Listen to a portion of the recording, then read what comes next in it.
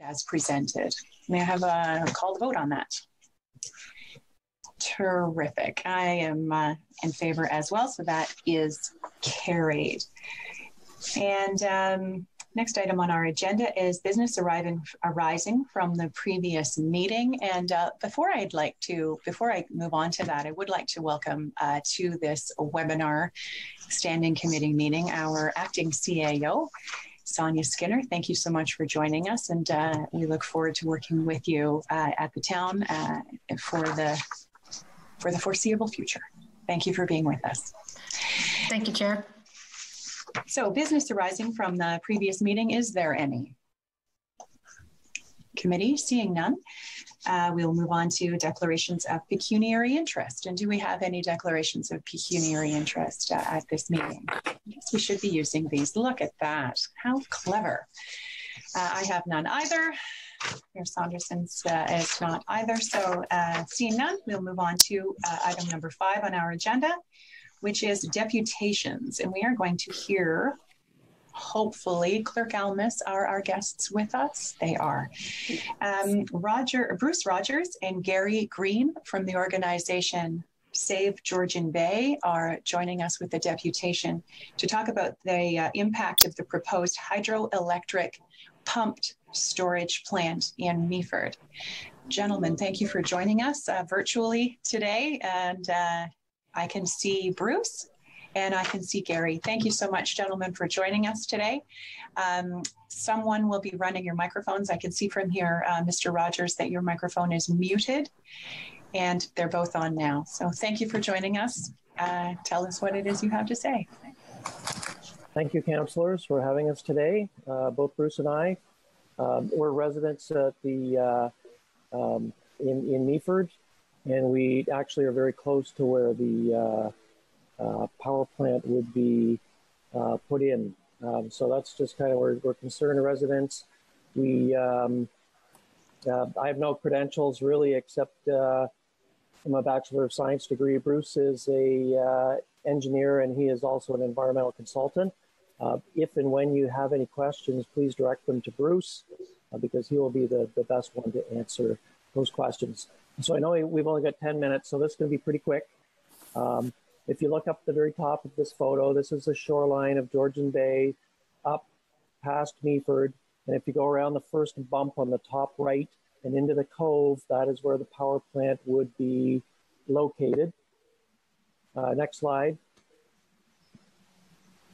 And so that's just a nice pictorial view. But at Save Georgian Bay, we're a group of residents, but we have electrical engineers, industry consultants, and a lot of people that know a lot about power and power grids and power plants. So we're blessed to have that. So we just want to introduce you to the TC proposal, which is a 1,000 megawatt hydro pumped storage plant that is proposed to go on the Canadian training base up here in Meaford. Next slide, please. And the goal, you've probably heard, I don't know whether you've heard of Save Georgian Bay or not. We've certainly been around and in the news a little bit. Our goal really is just to bring this to people's attention. And we're looking at environmental, economic, and social impact on this area, which is kind of the greater, what we used to call anyway, the Georgian Triangle. Here, next slide. So I'd just like to talk for a minute about how pump storage plants work. A few facts about pump storage facilities. This plant is modeled after one that is on the shores in Lake Michigan called, it's the Ludington plant. It's in a little township called Ludington. And then we have a few thoughts about the project. Next slide, please. So this is how pump storage works. You basically have a lower and upper reservoir. And the whole idea is that you pump water from low reservoir to high, and you store it up top as potential energy, which in fact, you could call it a battery. So it's storing electricity as potential energy. When the need for power is high, the water is released back down into the lower reservoir. So it goes from lower to upper and back down again.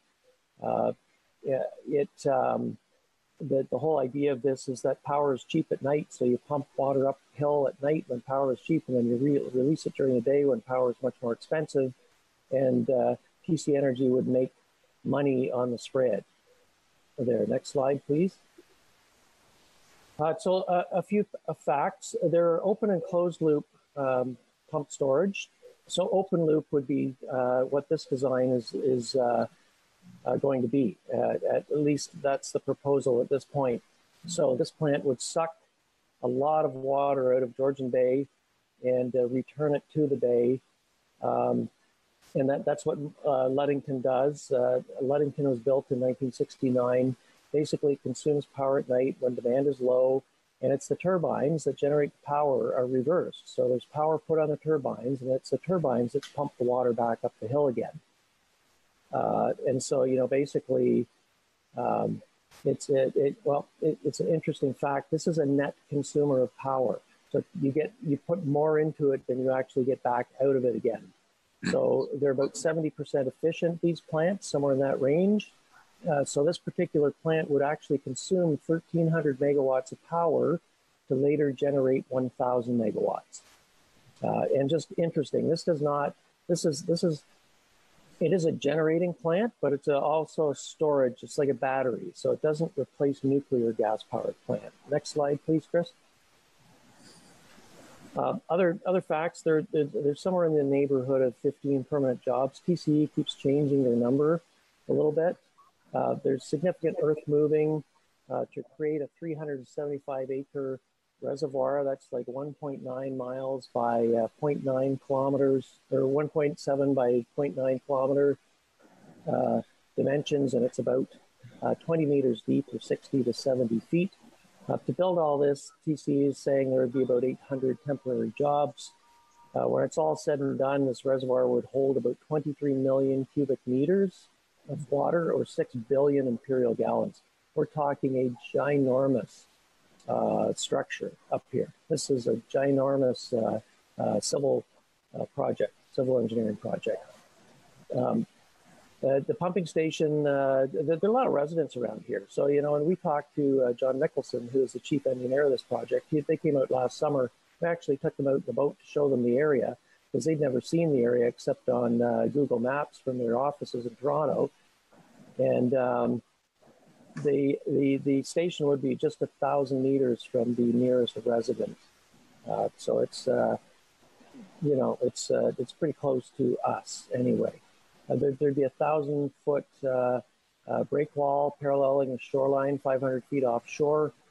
It's a large open intake on the shoreline, a large turbine station in the Cove, and then high tension wires would run from Meaford all the way to Essa, to a little transfer, well, a giant node in the grid where you can plug in like 1,000 megawatts of power. That's in Grenfell, Ontario, which is in Essa Township. Next slide, please. We'll talk about more high tension in a second. So this is a map. This is the very end of the road, Sunnyside Beach in Meaford. The yellow dotted line is the range perimeter on the south side. We've got the lake sort of on the east side. There's the reservoir up top. And it's notable that if you follow that dotted line up and over and up and over again, and the blue line where it intersects, there are all kinds of properties right below that reservoir.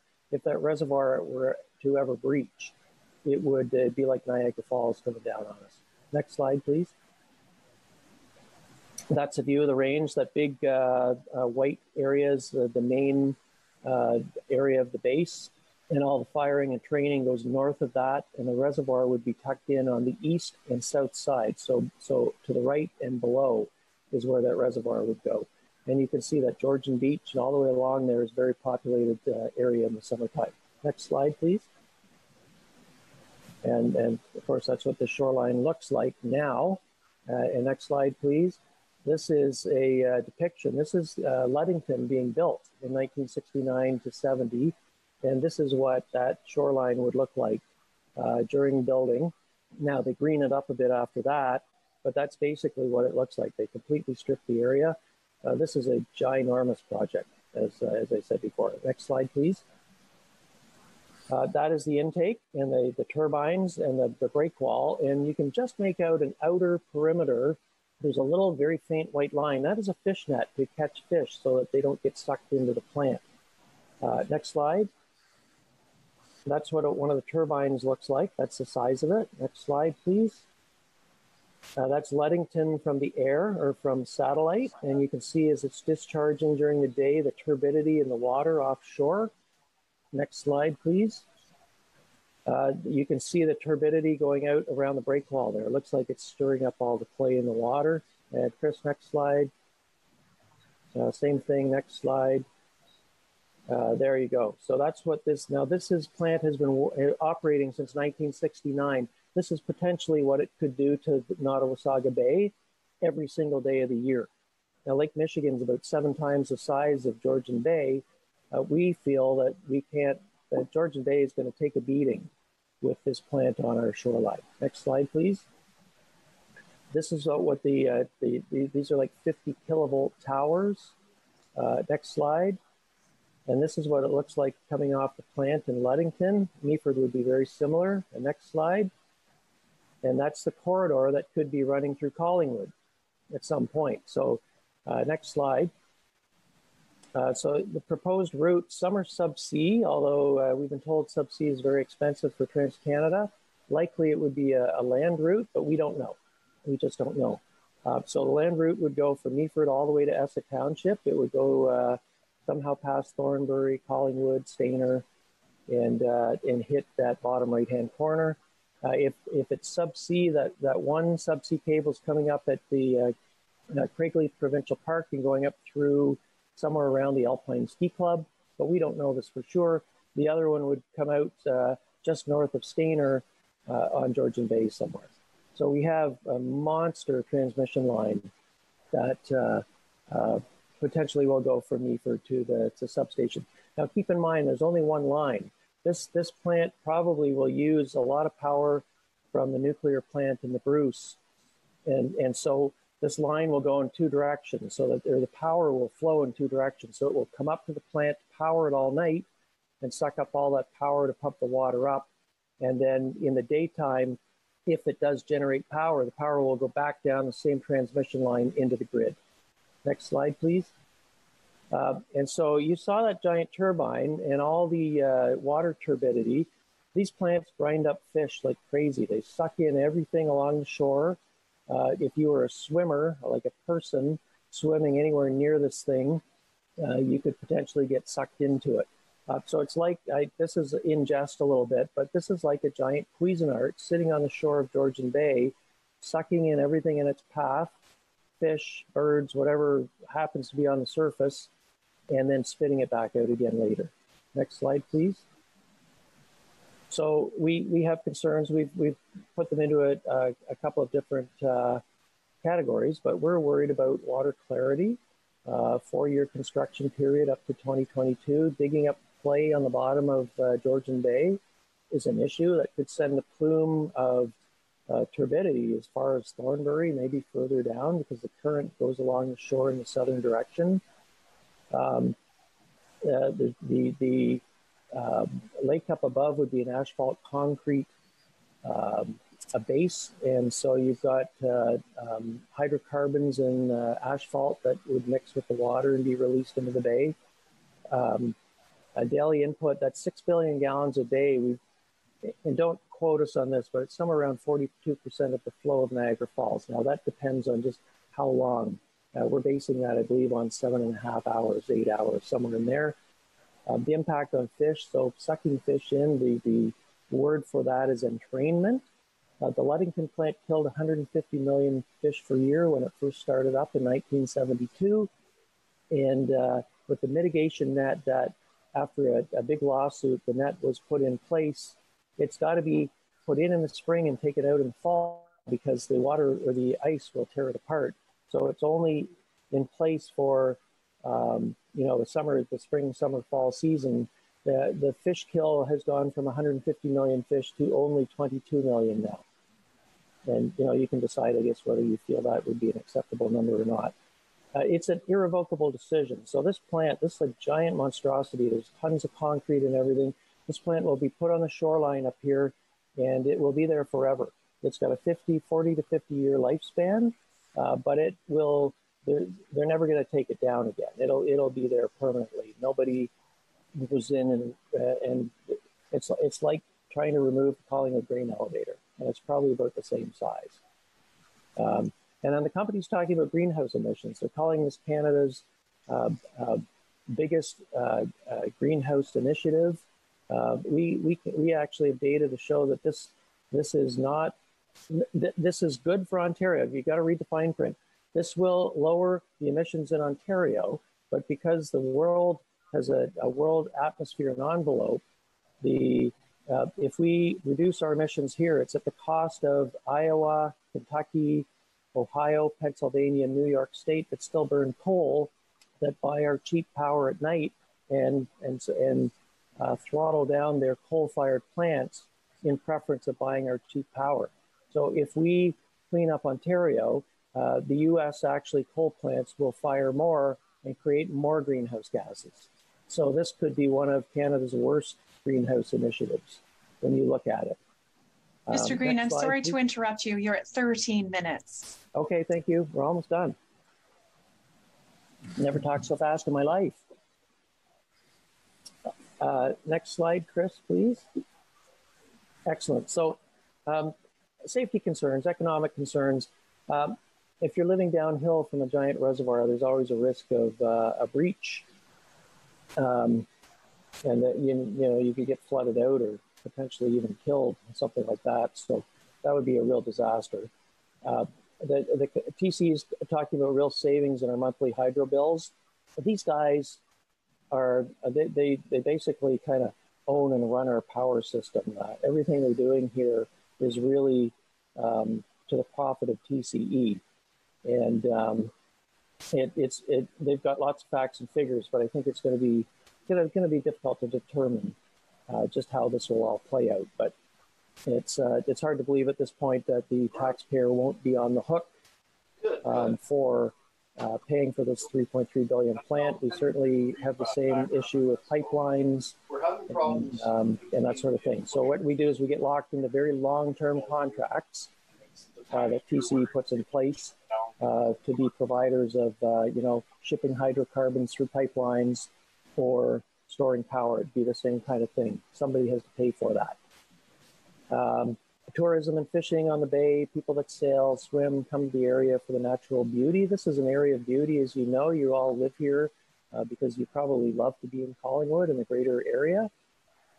So we want to, we're not an anti-development group by any means. And in some ways, power storage is a great idea. It's just how it's done. Bruce can address that more if you have any questions for Bruce. Next slide, please. And I think that's it then, Chris. Is that my last slide? Good. Okay. Thank you very much for your attention. Appreciate that. Bruce Rogers is there, and please direct some questions to Bruce if you wish to do so. Thank you. Thank you very much, Gary and Bruce and Mr. Rogers and Mr. Green. Does anyone from this committee have any questions? A motion has been prepared by staff regarding this deputation, and I'll look to the clerk just for one moment to see whether we are going to ask for that to be brought forward. Was that distributed to all members of the committee, or? No, we had something prepared in the event that the committee wanted to pursue any sort of action on this item. I see. Does any member of the committee want to pursue some action at this time, or will we say thank you or to Mr. Rogers and Mr. Green? Mayor Saunderson. Yes, thank you, Madam Chair. I guess before we would look at any action, I just would be interested in hearing what's the status of the project now, and where are they in the whole process? Gentlemen? Gary, you want to address that, or? No, that's for you, Bruce. Okay. The status of the process is they have an agreement with the Department of National Defense to access their property for a 1-year period of time so that they can do their preliminary engineering work on the property. They're doing that now. The original deadline of that was March 31st, which the Department of National Defense has extended to July 31st, at which time that window closes and the Department of National Defense will make their determination of whether they wish to extend that window any longer or to allow TCE any further access to that property or not. So part of the process is still in the hands of the Department of National Defense to make their determination. In the meantime, TransCanada Energy is continuing with their engineering studies of designing and assessing the feasibility of this initiative. They have not undertaken any environmental work as of this time. Just a follow up, Madam Chair.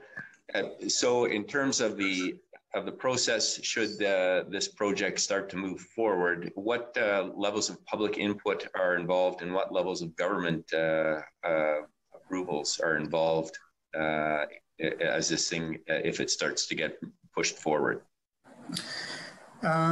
There's decision gates. So the first decision gate will be July 31st, and that will be the decision from the Department of National Defense of whether they can see clear to releasing a portion of their land for this project.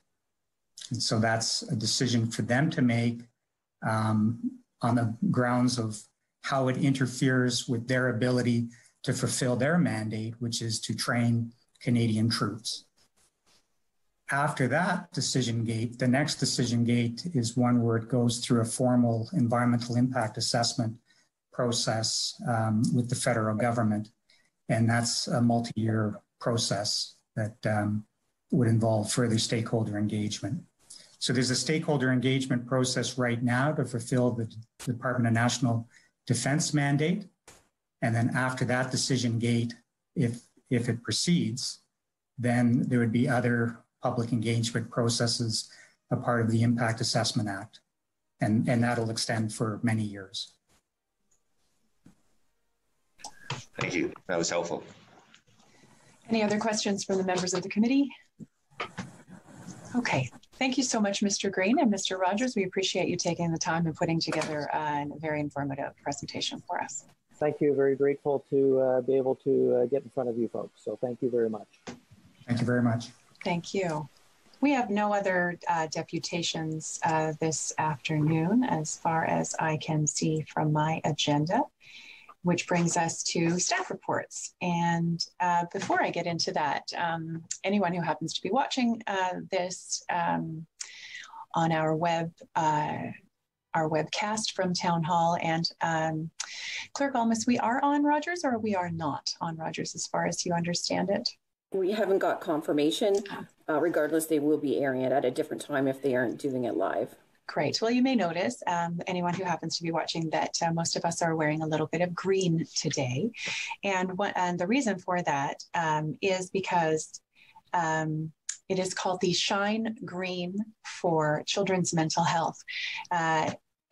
Because it is by a group called New Path, which is concerned with children's mental health particularly. And so this is Children's Mental Health Week across Canada. And so we are wearing green in support of, especially during these difficult times when kids are at home and can't see their friends and can't go to all the birthday parties, and that might be causing some stress and so on. So we're especially concerned with mental health this week. So we are being supportive of New Path and supportive of the children of our community. So thank you to the folks at New Path for bringing that to our attention. And thank you to my fellow committee members for taking part and in that particular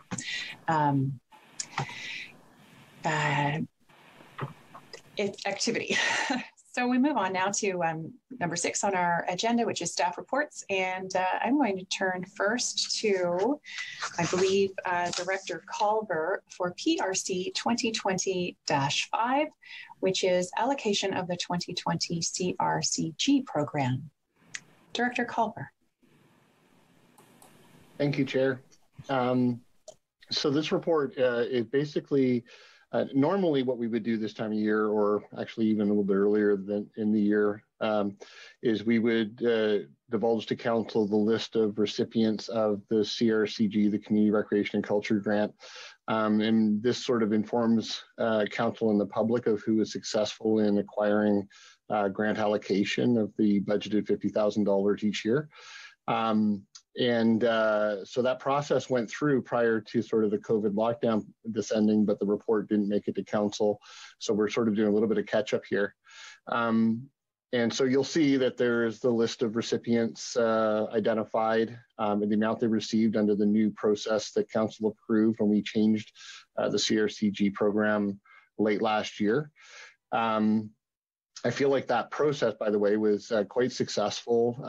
We got some good feedback, and I guess time will tell exactly whether or not we're executing and delivering on the intention of the fund. But certainly, it feels really good at this point that adjustment was positive. The other thing to note in the report, though, is that obviously with the pandemic weighing heavily on everyone, staff felt that it was going to be difficult to ask people to fulfill on the promises that they made in their application to the CRG grant, or at least a majority. A lot of them have to do with, programs that require gathering or engaging people physically. So this is obviously impossible in these days. And as well, as everybody is aware, it's a time when people are just struggling. Organizations like many of the not-for-profits that are recipients of this fund are struggling just to kind of keep their head above water and figure out how to navigate through times when they can't do fundraising, when they can't even imagine how to proceed. So staff came up with a recommendation you'll find in the report, which is to alter expectations this year to allow these organizations to either bank the money for next year in the hope that they can carry on in their program next year, or utilize the money, in this case, in this year, for sustainability, for ways to help their organization to essentially stay afloat through the end of the year. There is a requirement that they report back to us by the end of this year if they're using the funds for sustainability, and by the end of next year to just again follow through on the normal pattern of reporting, post-reporting on the grant fund to let us know that they were successful in achieving the outcome based on which they applied. So I think that sort of sums it up. I'm happy to take any questions you have about it, though. Thank you, Director Culver. Any questions from the committee members? Well then, and I suppose we also ask if there are questions from the public.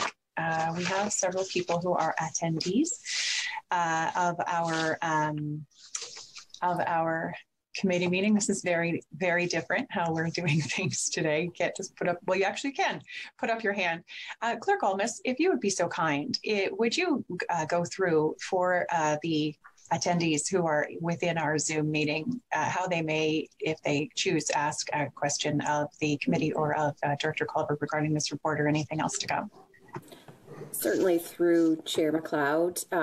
We would ask that any attendees that wish to speak to either hit the raise your hand function tab that's on the bottom of your screen, or you're welcome to type a question within that function, or you're welcome to announce through the chat that you would like to participate in the call, and then one of our staff members would unmute your audio. Oh, we're living in such a new world, aren't we?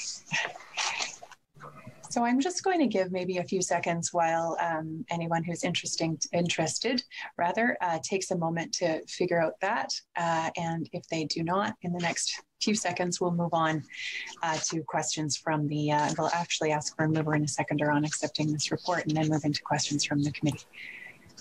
Okay, so seeing no public comment, we have a motion on the table, PRC 2020-05, allocation of the 2020 CRCG program, moved by Councillor Madigan and seconded by Councillor Berman, that the Council receive staff report PRC 2020-05, allocation of the 2020 Community Recreation and Culture Grant Program, and that Council approve that 2020 grant recipients be permitted to retain their grant funds with no penalties, provided it be used prior to December 31, 2021 for its intended purpose or to ensure the organization's business continuity during COVID-19.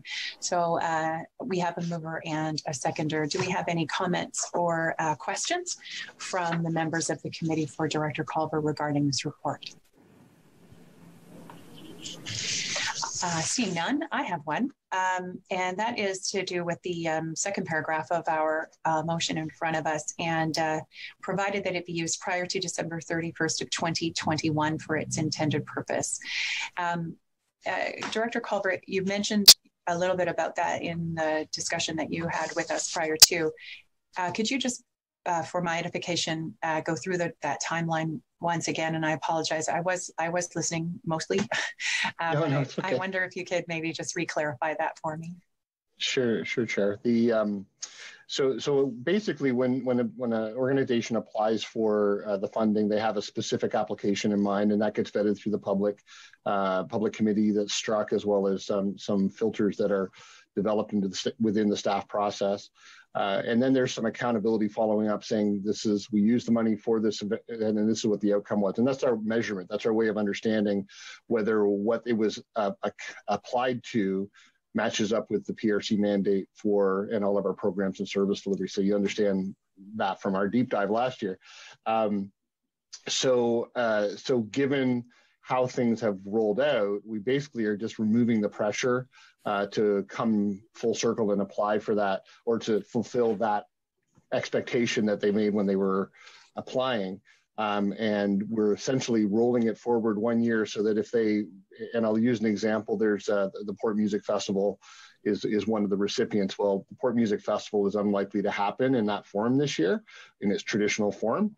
But they can hold on to the money and then have their event in 2021, and then report back to us on things like attendance, who was impacted, et cetera, how many artists were involved, et cetera, and completely just run the program. It's just sort of a deferral for a year. Alternately, they may say, you know what, without this money, being able to use this money now, we won't have a Port Music Festival next year. So we're going to apply that money in a specific way and let you know what that is by the end of this year. So let you know that we're doing this as a way to be sustainable going forward with some explicit responsibility. And that way, if they spend it this year and it's on sustainability, they're eligible to participate next year in the grant program. If they save it for next year, they're not eligible to double dip into the program next year, that they'll actually use that money for its intended purpose, but in 2021 instead of 2020. I hope that's clear. That is exactly what I was wondering regarding the, as you said, the double dipping, because I was thinking, wow, we're going to have some amazing festivals next year with twice as much funding, but it's sustainable or next year. Okay. Correct. Thank you. That was excellent answer to what I was asking. And so with that, and no questions or comments from the committee, I will ask for the vote on this report. And that is unanimous. Thank you, committee. Moving on to our next agenda item, which is reports and minutes of other committees and boards. And our motion is moved by Councillor Berman and seconded by Mayor Saunderson, that the minutes of the various committees and boards provided below be received. And those are the Accessibility Advisory Committee from February 26th of 2020, the Collingwood Downtown BIA Board of Management February 13 and March 12, 2020, the Museum Advisory Committee February 20, 2020, and the Trails Advisory Committee February 13 and March 12. Is there any discussion on any of these reports? Councillor Berman. Thank you, Madam Chair. A couple of quick ones. If I can find them, it's quick. Under the Accessibility Advisory Committee one, there is section 8.2, review barrier identification complaints. And it says, Clerk Almas provided a brief overview of current litigation involving a human rights claim regarding the 2017 Elvis Festival. That obviously predates me, and I'm wondering if that's something that at a proper time SIC council in camera. I don't know what it was, if maybe this council could be updated on it. Clerk Almas? Certainly, I can just provide a very brief overview. One of our hired contractors for the Elvis Festival back in 2017 were responsible for security into specific access areas. And one of the areas was one of the accessible seating areas. And the individual was concerned that they felt that their rights had been violated. So we're pursuing that right now, and we'll provide further updates to council when we have any. Okay, great. And then my second question of similar pattern is just on the clarification.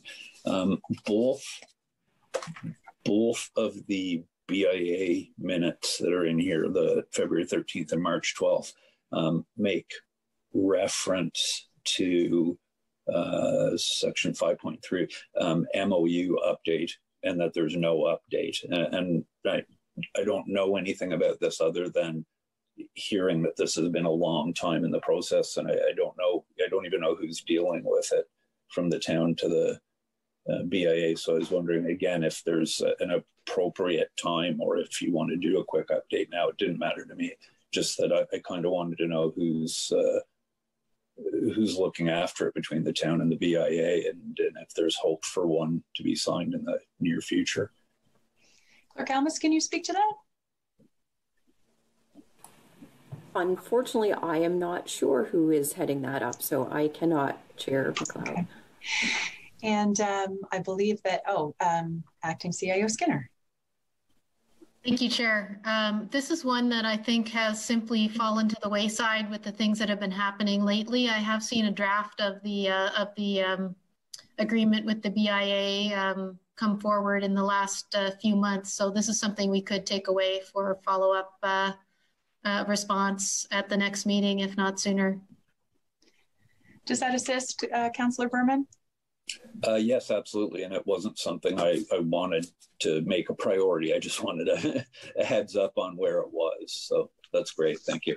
Thank you very much, Acting CAO and Clerk, for those. Any other questions or comments from the committee?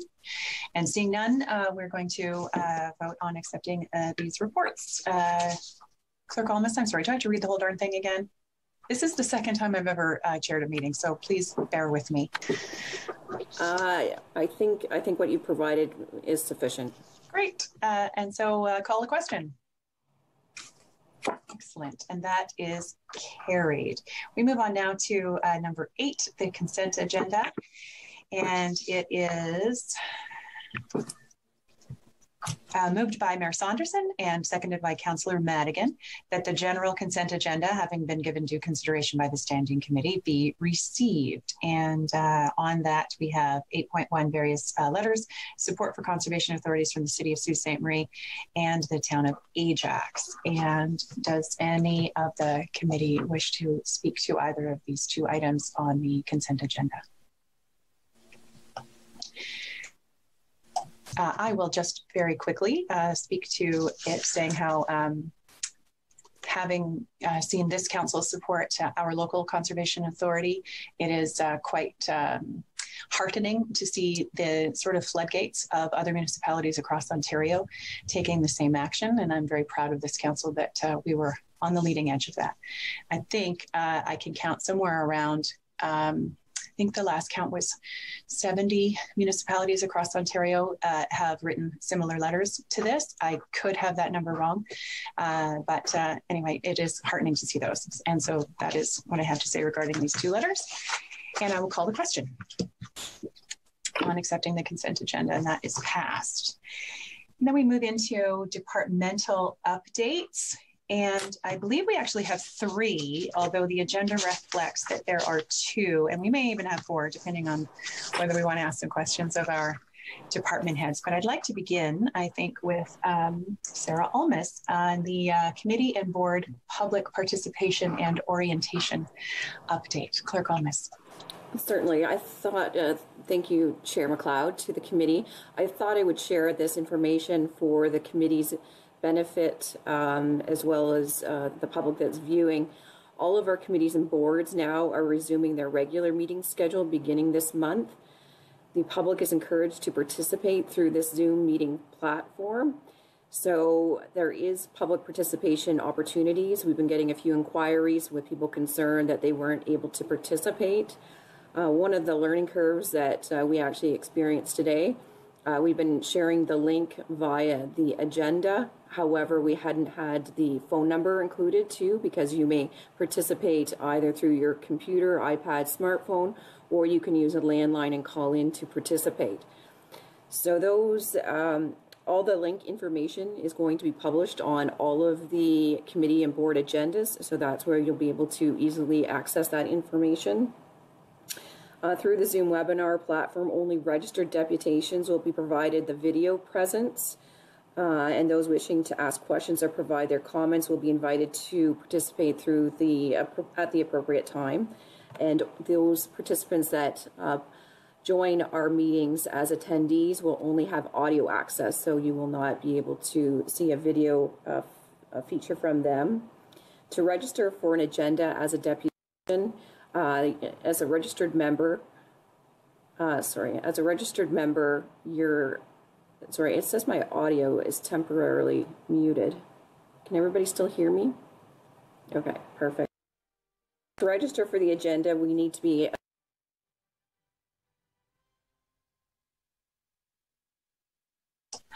Yes, we've lost your audio just for a second. Oh, you're back. There we go. Okay. All individuals will be asked to state their name prior to addressing the committee or board before they speak. Staff will be available on the call to mute and unmute.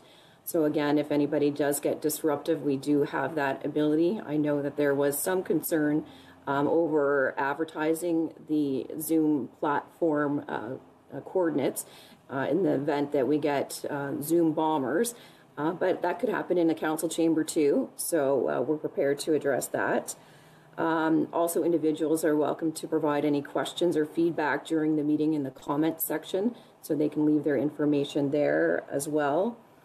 Again, if you're joining the meetings just as a delegation, you're provided 5 minutes max to speak to the committee or board. If you are registered in advance, then you're provided 10 minutes and require your presentation material prior to the meetings. I think that covers. You've muted again. There you go. Can you hear me? Perfect. As for the committee and board orientations, we are scheduling them for next week through a Zoom platform for all of our new members. We're also offering this to all of our existing members that want to have a refresh. So all that information will be shared shortly. I also want to do a quick shout out for the recruitment we're doing for our new active transportation and trails advisory committee. So if anybody's interested in that, we welcome your request. You can email clerk@collingwood.ca and we can provide you with a quick access to the application form, or you can go right through our website to our iCompass meeting platform and apply directly online. And that's it for me today. Thank you. Thank you, Clerk Almes. Are there any questions or comments from any of the members of the committee for Clerk Almes? Super. Thank you. And so we move on. Clerk Almes, we do move on. We don't go to the thank you. We're going to ask Director Culver. He has got an update from Parks, Recreation and Culture regarding the mural project on the Shipyard Medical Center building, as well as the mural project on Huron Street, which I've been eagerly watching take shape in the last few days. Also, our town support for social services and an update on Rallypoint. Director Culver. Thank you, Chair. I'm going to actually share my screen here so you don't have to look at the isolation cabin. Do this. There we go. Actually, it sounds like a lot of updates, but I'll actually be able to go through it pretty quickly. So we mentioned about the, can everybody see my screen okay? Yes. Oh, wow, I've got everybody all over the place here. Okay. So, so we mentioned about the Shipyard Medical Center. This is the property on the corner of St. Marie Street and First Street or Huron Street. And everybody was familiar with the Heading Dockside mural, which was up there for 15 or 17 years, I think. We took it down last year because of its state of repair and potential liabilities that were related to keeping it up there. And we've engaged in the public art process to generate a new mural for the space with the blessing of the building's owners and council funding the project. So this process is lengthy, but where we started was 31 proposals received in the first call to artists. 4 artists were shortlisted. And on the left-hand side, you can see a portion of the proposals that the committee had selected. The committee members on the right, plus the building owner and a few others, are members of this ad hoc committee that is working on selection. And they've just gone through a process where they were interviewing each artist based on their submission to get a sense of, why and sort of the basis for what might end up on the building. They're going to be making an extremely difficult decision, mostly because it's subjective in nature, as art being what it is, it's subjective. But in accordance with the public art policy, the decision rests in their hands. They're very capable hands. And the completion of that process will actually have the artist start work through the spring and summer. And then if all goes according to plan, in the fall, we'll be locating this mural on the side of the Shipyard's amphitheater, Shipyard's Medical Center, not the amphitheater. Yeah, so that's just sort of a quick update for council's purposes. If I have any questions before I move on, I'll ask for questions if there's anything from anyone before I move on to the latest mural project. Are there any questions from council? I see none, so I will move on to the next update.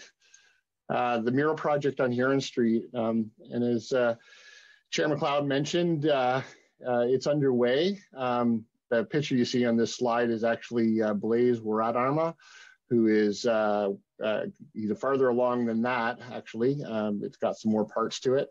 And as well, other artists have begun their work, those artists being Lily Findley, Ruth Hurdle, and Sam Nellick. We're really grateful for the rapid response to a very rapid turnaround on a call to artists. We're also extremely grateful to Streetcar Developments, who are the owners of that property, and Les Mallons, who really quickly responded to me and provided support in the form of shoring up the hoarding, straightening it out, and getting everything cleared for us to be able to proceed. We're actually still in conversation. There's another section to be covered if we find an artist, and we're in conversations with a couple of artists who may adopt that section and add a 5th presentation. So anyway, this is where we're at. Everybody should hopefully enjoy watching them come up. It's kind of cool to see it in action. And I would like to mention that all social and physical distancing protocols are being observed.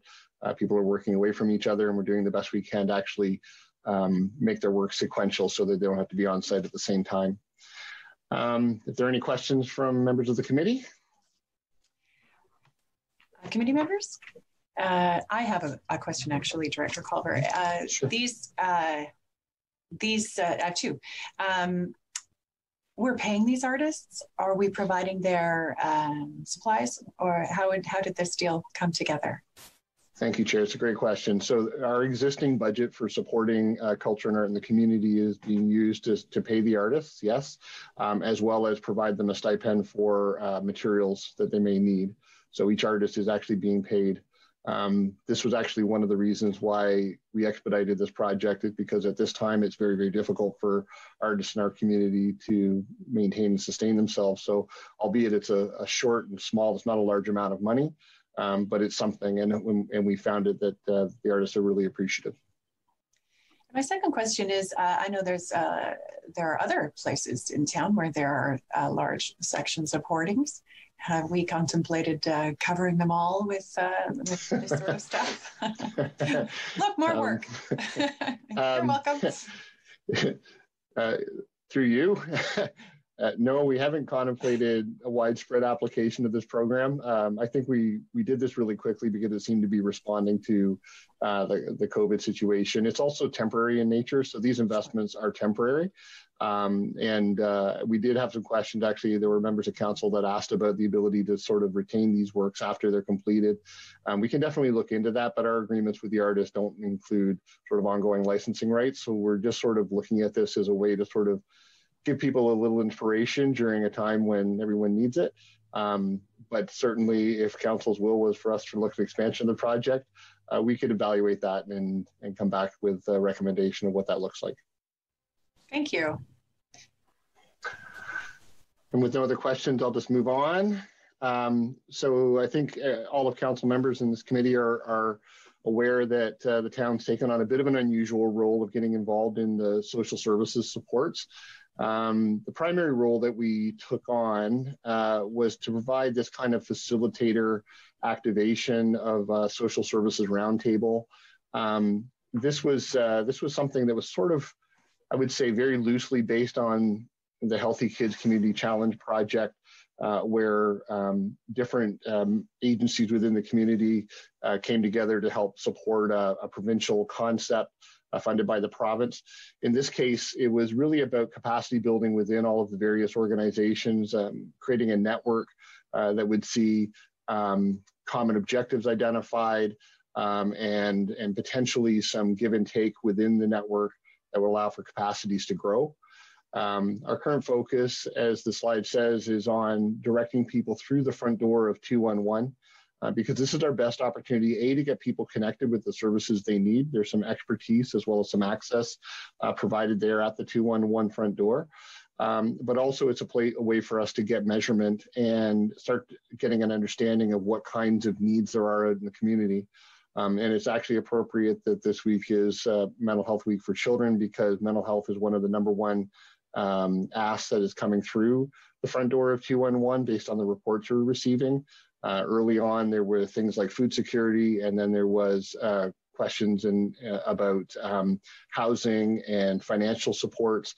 But more and more, it seems like mental health and access to mental health services is something that the public is really looking for. So 211 is helping to give that direction and provide people access in a way to find the support they're looking for.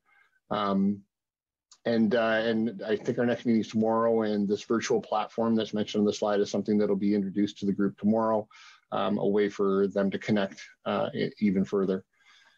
Moving on, the other area that we've been trying to develop some support is kind of creating what we call this sort of Collingwood Together Hub. So this starting point of this was something that was responding to lots of questions of the community about how can I help. So we created a volunteer portal, which everyone I think is now familiar with. And at this point, we're well over 150 volunteers. And then we had to create a way to actually activate the volunteers. And so that's been done with some support from the Rotary Club, both Rotary Clubs coming together in a collaborative project to basically become the switchboard for needs generated through 211 that then become implemented through the volunteer database. And it seems very simple. It seems like if people want to help and all you got to do is tell them what to do and they do it. But there is a lot of process involved in a lot of things that have to be covered off. You know, we want to, first of all, make sure that the services are, if we say we're going to do something, we want to make sure it's done. And so Rotary has got, we've now developed really good protocols to ensure that. Also, we want to maintain social distance and assume, you know, make sure that people are protecting themselves and the clients that are engaging the service. So there's lots and lots and lots of pieces and parts in play. Jennifer Parker obviously has been instrumental in developing this really interesting and full Google Doc hub that allows everybody to be talking to the same documents. And so anyway, so really excited to see it underway. We've had some needs requests come in and they've been able to be delivered on. And so we're looking forward to continuing to grow that with Rotary support. And I have to make a special mention of Jeanine Faubert, John Saul, James Saunders, and John McNiven, who are all part of the Rotary response to this need. So really appreciative. They've been amazing. And then next thing is the Mayor's initiative is everybody understands he's been active in trying to secure PPE, wherever it could be helpful. The Optimist Club, and specifically I'll mention David Hearn by name, have been instrumental in providing some pivot point for us to be able to sort of both take in what both the community and manufacturers, et cetera, are offering, and then be able to create a bit of a supply chain that will help end users access what they actually need. And one of the pieces of this is to understand what they actually need, because there is some discrepancy and disparity in terms of understanding what the actual needs are. In other words, there are a number of masks that you can use. Which mask is the right mask to use in which situation? So there's still some learning going on. And we're looking at supporting both this inventory that's being established with information that's both shared with and from the roundtable, so that again, people are asking for the right things and they're getting the right things, and we're not, wasting resources unnecessarily or providing incorrect responses. So there's still a bit of work to go on there. It's this supply chain review is still underway, but it is exciting to watch this community step up. And then just on this topic, the last piece I'm going to show you, and this is actually, I would say, the inspiration of CAO Skinner, because she likes flowcharts, and I was not a fan of flowcharts until I started making them, and now I am a fan of flowcharts. But this deck will be shared with council, basically to sort of start describing a little bit how the relationship of all these different moving parts works. So you can kind of see in the center here, this Collingwood Together part, that represents sort of the town action point. This is the hub, I would say. It's where the volunteer database lives. It's where the service clubs are pivoting from. And it's where Jen Parker kind of sits. This is her chair. We'll call it the throne of swords or whatever from Game of Thrones. But this is sort of us. Broad community is feeding into both a perception of needs, because there's a lot of people, early on we found out there's a lot of people who are assuming there's a lot of needs, but they can't really identify or don't have enough data to understand what the need might be. So there's a perception of needs. And there's also people who are saying, listen, I just want to help. On the other side, there's actually people who are in need, and obviously in need, and they may be struggling to find access to the resources. So the way that they would get in and be through the 211 front door, ideally, that would help us to understand who's out there and what the accumulation of needs are. Or they've already got a linkage, and our social service providers are excellent at what they do. So obviously they're going directly to those places at the time. This yellow box here is sort of where we are providing a temporary interfacing, because what we're finding sometimes is that there are unmet needs that are dropping out. So 211 will get a call and they don't have a place to send the person. So this volunteer resource, in a limited way, and I will admit straight up front that it is in a limited way, we can't solve all the problems, but some of these unmet needs will find their way into our Collingwood Together Hub. We'll be able to connect them with the volunteer database, with the PPE they might need access to, or some other form of support that's possible within this, like I say, limited resource that's been developed temporarily in this Collingwood Together Hub. And then that would actually allow us to sort of keep working with 211 to make sure that we're delivering on the needs and measuring. The service providers, as I mentioned before, they're part of this social service roundtable, as is 211. Information from the roundtable will go to them and back, from 211 to the roundtable and back, and from our Collingwood Together Hub and back. So this is very much sort of the representation of the roundtable. On the other side, with perception of needs, information is going to council. Obviously, we hear from you guys whenever we hear from the community, and that's awesome, because now that we have a system, I actually have some pretty good answers most of the time for how we can help. Council is obviously working very closely with us in the hub, as we're staff of council, and they're getting updates, feedbacks, and they're making requests, and they're receiving requests from public. And then over here we have our portal. So this is the COVID response portal that was established very early on, I would say remarkably early on, allowing people to have access to consistent information that's populated by the town, or access to other resources as needed.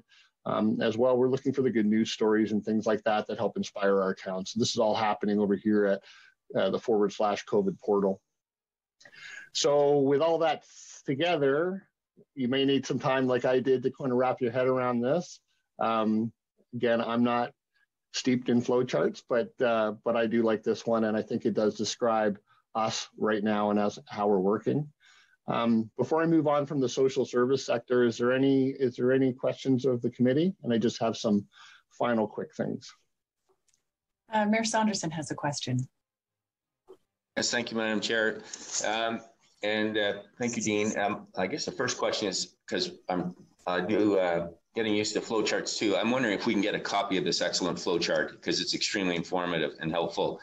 And I do want to thank you and all staff who've been involved in putting this stuff together. There was no script for this, and I think you've done a great job in reaching out and coordinating and being a connector of dots and resources, which I think is a critical role for us at the town. And you mentioned a couple of needs in the last slide of calls you were getting from food security and financial supports right to the children's mental health. And I'm just wondering if you can give us a sense of the referrals or needs we've been able to direct people to get them assistance versus what you've got here in the yellow box as the unmet needs. And if you could qualify some of those unmet needs for us. Yeah, so through you, Chair, I'm not aware of all the needs that have come through to the hub. I'll be honest with you. I'm aware of the first one because that was our pilot, our way of trying to figuring out whether this system we had would work or not. And it was for a person of an older age who has had a broken ankle and therefore was unable to reach a grocery store. And so they reached out to 211. 211 identified it as a need they couldn't meet under the social service organizations that they're tied into. So that came to the hub. Within the hub, we were able to line up a volunteer, address the need. And as I understand it, one of the things that happened as a result was this person now is tapped into that system for a few other supports as well. But they got the groceries they were looking for. Obviously they pay for the groceries, they order the groceries. Our service is really just delivering the groceries. But that was an early one. I think a few of them have been around just contact with some of our senior members of our community who are not able to be in contact, whether they're distanced from their family or they just need to have someone to talk to. So that has been another unmet need that has sort of emerged, and some of our volunteers are looking after things like that. I don't have the full roster. I don't think the need has been, huge volume at this point, but again, we're trying to navigate, getting people to the front door of 211 so that we can find out and find where the gaps are and hopefully step in to address them. And just by way of quick follow-up, thanks for that, Dean. And I think we've seen a couple examples in regional programs, whether it be the mental health through the OPP and also the paramedics identification of those in need for various reasons. I think one of the great things about this program is making the connections and understanding what's out there, and then being able to make the connection to the suitable programs and get those people on the radar so that they're able to connect with the programs they need. Because I think a lot of the stuff is there already. It's a matter of just connecting the dots. So thank you very much for all that great work. My pleasure. Any other questions or comments from the committee? Okay, continue, Director. All right, so we're almost done here. So Rallypoint, the council and committee are familiar with the Rallypoint initiative, where PRC was trying to figure out what does it look like in a world where we're not bringing people together physically. And so we created this sort of virtual network, which now has over 110 offerings listed on it. I can note that of the 110, 5 of them are direct productions of the town of Collingwood. There are 35 that are coming from our local community. That list grew really fast. We were really kind of shocked by the response of people who were able to provide kind of pivot, as it were, using our favorite word these days, to provide services to their fellow community members, either for profit. Some are actually, this is a continuation of their business, or others, it's been not-for-profit. It's been, I just want to reach out and use either our not-for-profit foundation or whatever to step up and help the community. And then we've been able to sort of put together or curate, I would like to use the word, the 70 different experiences from around the globe, ranging in nature. And a quick note, this is my daughter taking her martial arts lesson. In COVID times, we don't have access to models. So my living room and my wife's office actually, and our martial arts instructor for my daughter is how we make do and set pictures up. And on the next page, you'll see this is actually Jen Parker's back, because this sort of represents the chair yoga offering that we do each week. It's actually an amazing program that was done in real life at one point, and nowadays has to be done via Zoom, but it has a loyal following of people. I'm not sure if Jen does chair yoga each week. I'm pretty sure she doesn't, but she facilitates it. She looks after making sure that people are connecting and going through the learning curve of Zoom and whatever else. The virtual experience, as I mentioned, I think this is the Canada's Wonderland roller coaster, which is kind of cool. And if you're inventive and stick your kid in a laundry basket, I guess you can make it even more special. This is one of our community providers, so Collingwood Web Design, offering an opportunity to go and grab some coloring pages to help keep your kids active at home and keep their minds stimulated. So that kind of sums up our update on the whole. The last part being just this Rallypoint piece that I think would be interesting for council to be aware of. And I'm happy to take any questions if you happen to have any. Are there any questions for Director Culver from our committee? I am not seeing any yellow signs. I have just a couple of questions for you, Director Culver, if you have a moment. First of all, how is it that you got the isolation cabin and she got the house? Sorry, that's... I don't know. Some days I think I won and some days I think that I didn't. I'm freezing cold out here today, but other days it's great not to have kids running around in the background and getting them all set up. She swears that once a week she's going to take over and take my cabin away from me. I see. Well, as long as there's no screenels or anything dangerous on the floor for her to kick. In seriousness, on Friday, we received news from the provincial government regarding capital projects for municipalities to resume. And I know from a resident who contacted me today that there is some movement by the town in that department almost immediately. Could you perhaps, in addition to the update that you've just provided, possibly let us know, because we had some doozies of capital projects that were on their way this summer that were COVIDized. Could you give us an update on where we stand? I mean, it's been 3 days, so I don't have high expectations, but. No, I'll do my best. I wouldn't say that I have an update per se, except to say that staff have been reviewing capital projects overall, and there's a presentation that I believe is coming to the SIC on Wednesday that will actually have a bit of an overarching perspective on how staff have viewed all projects, kind of regardless of COVID, but recognizing that COVID is going to put some conditions on that list in terms of what can happen and when. I think, just from the big three that I think you're referring to in the PRC world, Fisher Field, we're still waiting on the provincial government.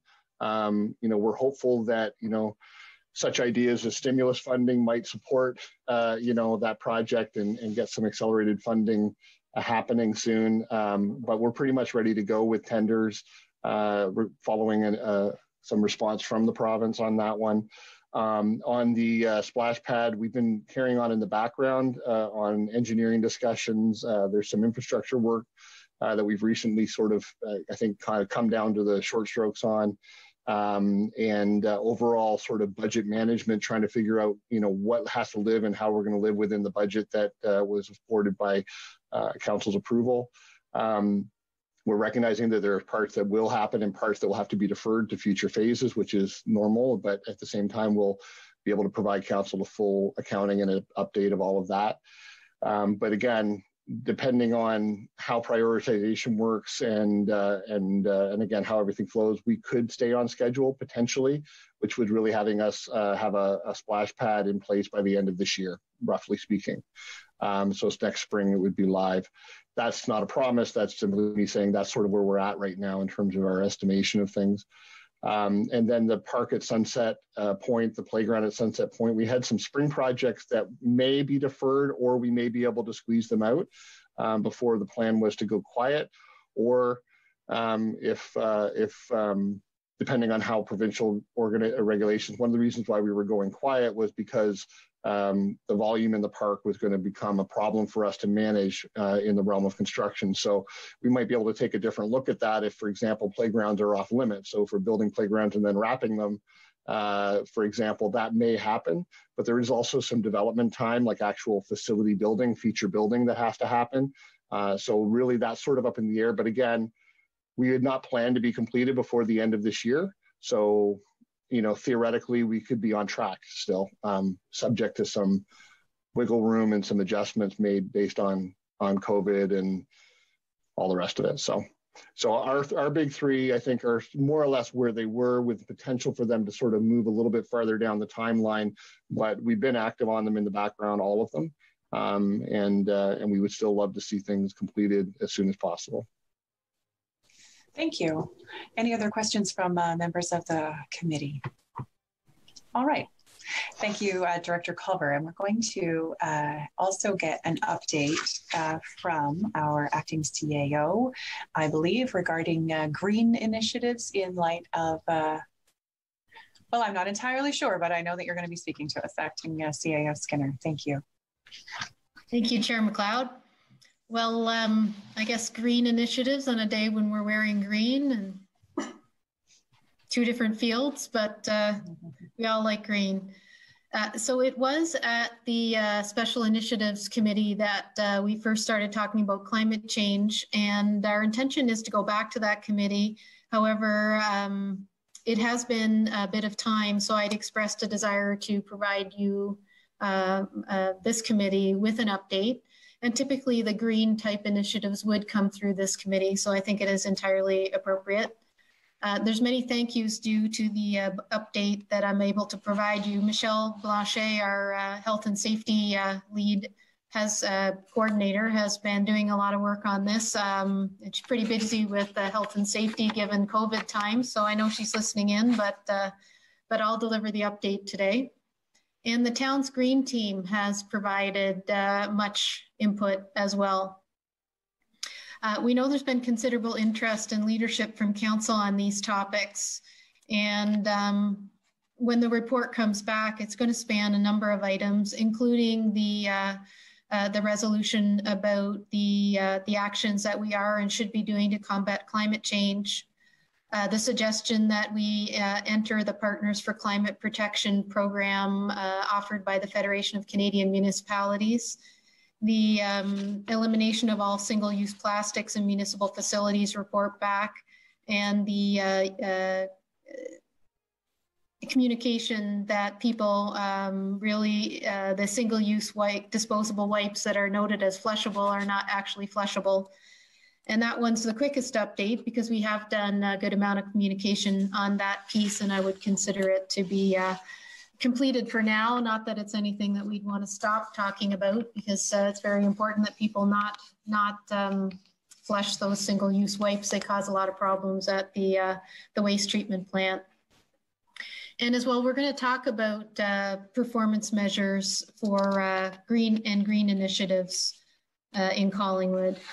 So a few of the updates today include that I think the committee is reasonably well updated on the climate change initiatives underway in our own operations. I'm not going to go into those again, although they're reasonably well set out on our website, if anyone needs those. We've uncovered a number of other climate change initiatives underway in Collingwood. These include that Simcoe County has changed their waste collection schedule a few months ago to promote the Green Bin program.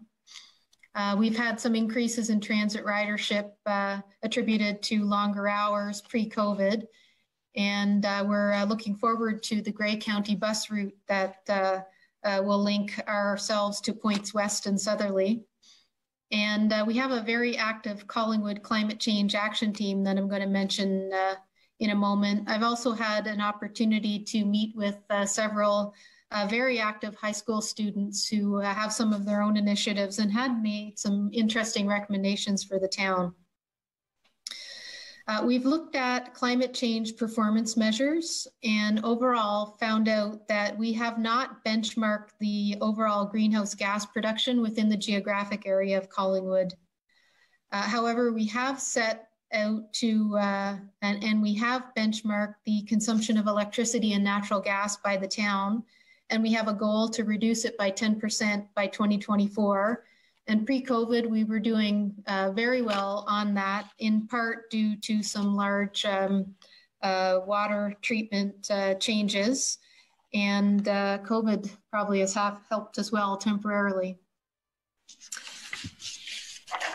And we have an intention to electrify the town's passenger fleet. So we're going to do a few more of those in 2020 as our intention.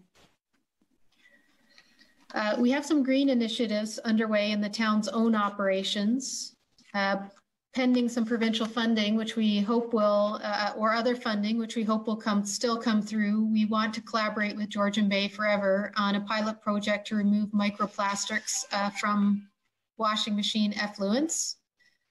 In 2020, in collaboration with Georgian Bay Forever and potentially other funders, we're looking to install 2 sea bins in the Collingwood Harbour. And this is a type of machine that pulls things that float on the water surface down into the machine itself so that we can get rid of water, floating gas or oil, things like that. We have a few other things underway, and there's intention to use things like the update to the water and wastewater rates when they're implemented to use the costing structure to promote water conservation. On the performance measures side, Nottawasaga Valley Conservation Authority has some performance measures for river and groundwater quality, which they've recently published, and you can find them if you Google under the Blue Mountains Sub-Watershed Health Check and look for Nottawasaga Valley Conservation Authority's publications there. There's some reports on air quality, but the closest station is in Barrie. If you're looking at air quality in Collingwood, cursory review didn't indicate any air quality concerns for our area. And as well, there's beach water quality testing that's being done by the health unit, and we're still liaising with them. With respect to the recommendation that Collingwood participate in the Federation of Canadian Municipalities Partners for Climate Protection Program, it's actually a 5-step program, a milestone framework that if we participate, the intention would be from the program that we move through the framework within 10 years. It does look like a good program. Many municipalities participate, and in fact, Collingwood in the past had been previously enrolled in this program. And the first milestone would be to create a baseline emissions inventory and forecast for greenhouse gases in the Collingwood area. Since we don't have an emissions inventory, we also reviewed a number of other climate action plans from other communities. And places like Kingston, Whistler, several others that were well known and considered to be well done by people in the industry. And a few common themes that the group is considering include significant public engagement and awareness, integrating climate change into local urban planning and building, including looking at reducing the footprint of new buildings and incentive for measuring and reducing energy use in existing buildings, district energy or local energy production, reduction and electrification of transportation, and a vulnerability and risk assessment due to climate change, including things like tourism and our local industries and what that would mean over time as climate change progressed.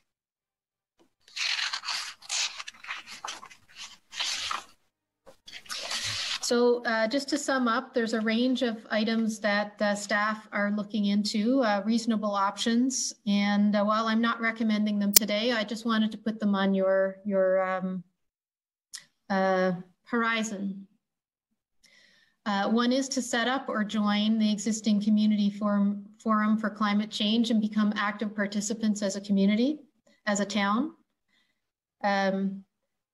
To potentially support and expand the family-based greenhouse gas benchmarking in collaboration with the Collingwood Climate Action Team.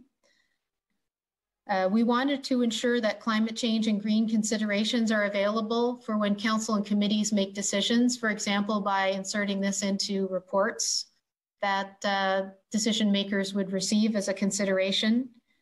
Proceeding on a generous donation that's been suggested to the town to take on a pilot solar project at a municipal facility, and to proceed with enhanced water quality testing for the cold water streams in Collingwood, which was included in the approved 2020 budget in concert with Nottawasaga Valley Conservation Authority. We're also considering whether we should be moving quickly on an emissions inventory to benchmark our overall greenhouse gas production so that we can understand the story of emissions that are actually being produced in Collingwood. This is a side benefit of being something that's a COVID-friendly initiative that can be done remotely.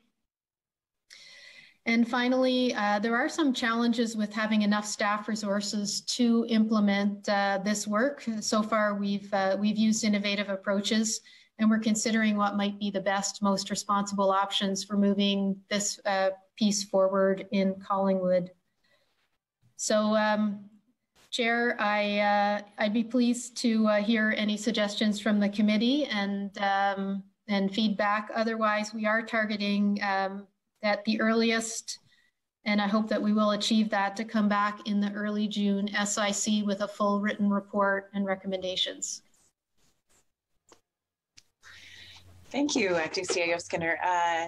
Mayor Saunderson has a question. My apologies, I've got two screens here and I can't get the mouse going the right way. Through you, Madam Chair, to Sonia, that's a great report. And I know we're in parallel working with UN on the sustainability, Sustainable Development Goal number 11. I'm just wondering if we're looking at trying to dovetail some of these initiatives so that we can leverage some funding that might be available.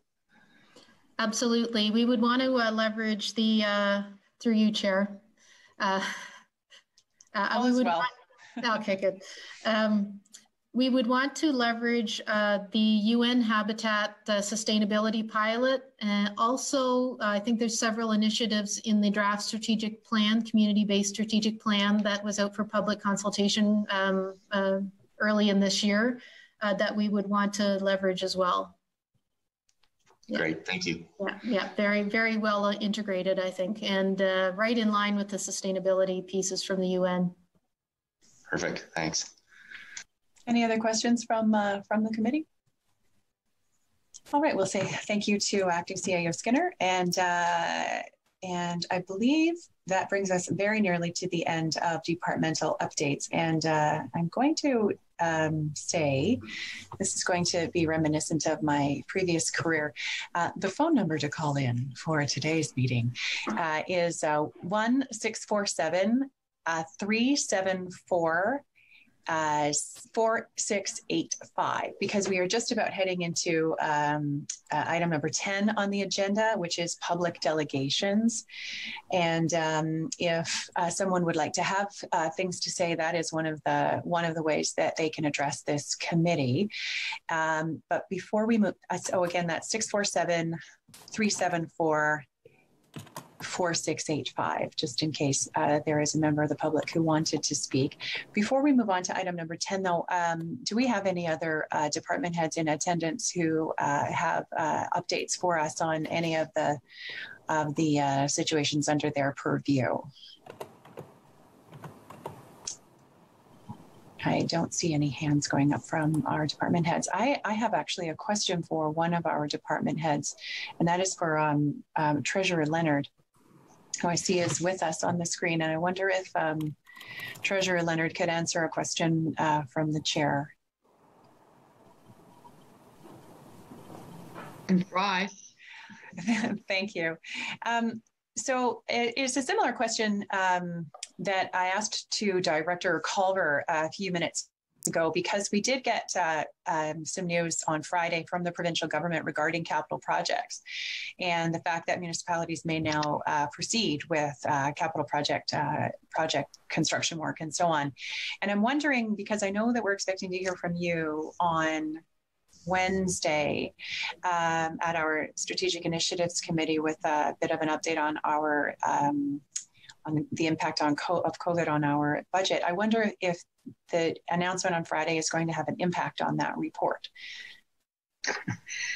Well, to you, Madam Chair, I spent a great deal of time on Friday doing some calculations to arrive at areas that I thought would be affected by the COVID, and then Premier Ford made the announcement and I had to do it all over again today. So I don't know, hopefully I'll be able to provide some information on that. But in terms of our capital projects and the funding for them, the vast majority of that funding is coming from reserve funds or development charges. And there's very, very little tax dollars being spent on capital. I think it's 375,000 or thereabouts. So if we can get the projects tendered, we have the money to carry on with the bigger portions of them.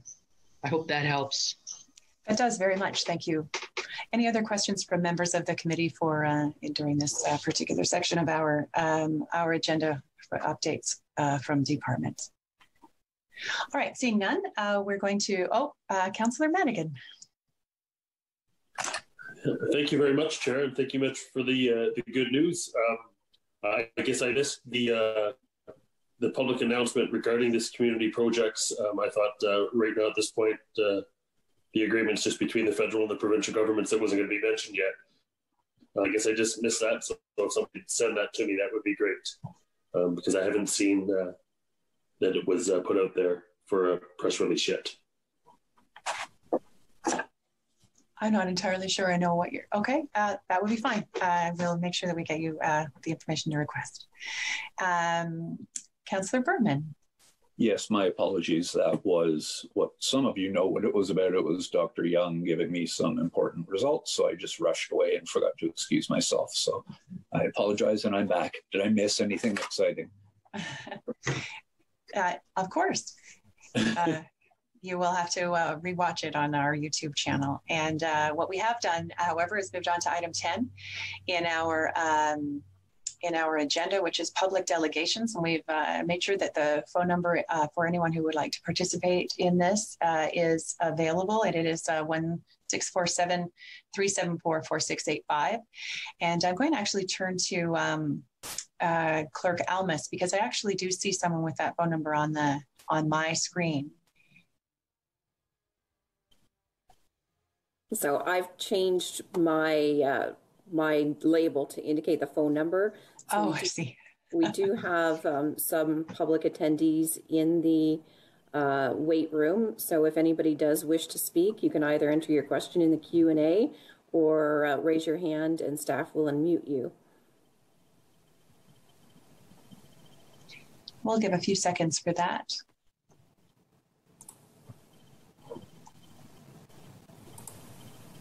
And I'm seeing none.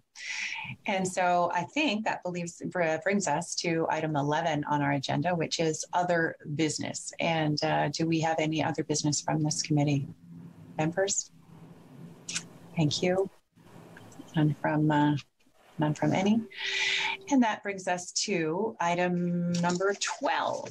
And it is moved by Councillor Berman. That the Corporate and Community Services Standing Committee be hereby adjourned at 2:58 p.m. Do I have, I don't think I need a mover, but I do need the rest of you to agree. And there we go. And so this meeting stands adjourned. Thank you.